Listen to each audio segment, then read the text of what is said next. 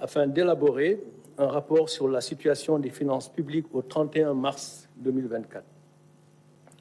Le rapport a été établi en application de la loi 2012-22 du 27 décembre 2012 qui a transposé dans notre ordonnancement juridique la directive de l'UEMOA portant code de transparence dans la gestion des finances publiques. Cette loi dispose que, dans les 3 mois suivant chaque nouveau mandat présidentiel, la situation globale des finances publiques, et en particulier la situation du budget de l'État et de son endettement, fait l'objet d'un rapport préparé par le gouvernement. Ce rapport, audité par la Cour des comptes, est publié dans les 3 mois suivants. Alors, le président de la République, fidèle à sa doctrine Jubal-Jubanti, a tenu à respecter les dispositions de cette loi. C'est pour lui et le gouvernement une exigence de transparence, d'abord vis-à-vis des populations, mais également vis-à-vis de nos partenaires et des marchés financiers qui font confiance au Sénégal et qui devront continuer à nous faire confiance. Cet exercice de transparence et de reddition des comptes est également une nécessité pour en tirer les conséquences objectives, notamment pour le référentiel des politiques publiques en cours de finalisation pour opérationnaliser le projet. Alors, les constats. Le rapport sur la situation des finances publiques a révélé que la dette publique du Sénégal et les déficits budgétaires ont été plus élevés que publiés par les autorités sortantes et communiqués à nos partenaires durant la période 2019-2023.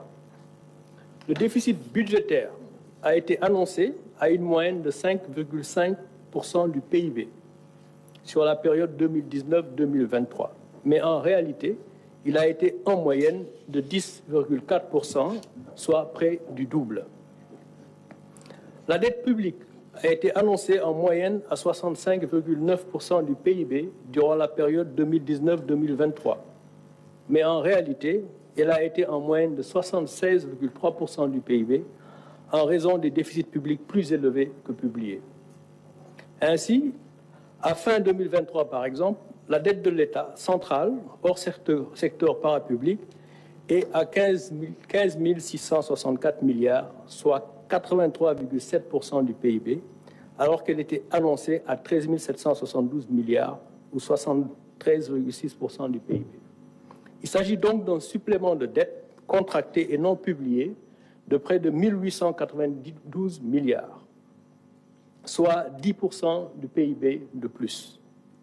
Cette dette supplémentaire est principalement due à des tirages sur des prêts projets, sur financement extérieur, et des prêts contractés auprès des banques locales de façon non transparente. Sur la période 2019-2023, les tirages sur ressources extérieures non inclus dans les déficits ont été en moyenne de 593 milliards annuellement et les prêts bancaires non inclus dans les déficits en moyenne de 179 milliards annuellement. Alors, juste pour expliquer, lorsqu'on parle de tirage donc sur ressources extérieures ou de prêts bancaires qui ont été contractés et dépensés de façon non transparente, en principe, donc, ces dettes devraient se retrouver dans les dépenses. Donc, dans les dépenses et donc dans le financement. Dans le financement de ces dépenses et donc dans la dette. C'est la raison pour laquelle nous disons qu'il y a eu des tirages sur ressources extérieures ou des prêts au niveau des banques locales qui ont financé des dépenses qui n'ont pas été publiées ou en tout cas comptabilisées dans nos déficits budgétaires. Et de ce fait, ces dettes sont à comptabiliser dans la dette et donc on fait l'objet de dépenses qui auraient dû être incluses dans nos déficits. Alors, cette dette supplémentaire, nous disions, est principalement due au tirage sur ressources extérieures et des banques locales. Si on prend l'exemple de l'année 2023, par exemple, le déficit budgétaire à fin 2023 s'établirait aux alentours de 10% du PIB 2023, en y intégrant les tirages sur ressources extérieures et les prêts auprès des banques, alors que le déficit annoncé était de 4,9% du PIB, soit le double.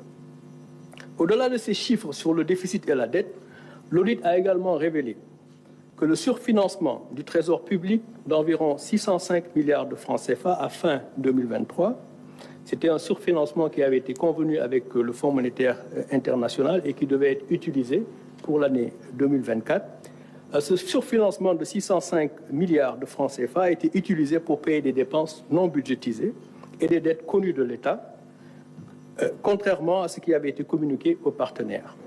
La non-disponibilité de ce surfinancement en 2024 a nécessité des emprunts non initialement programmés, notamment l'émission d'eurobonds par placement privé de 7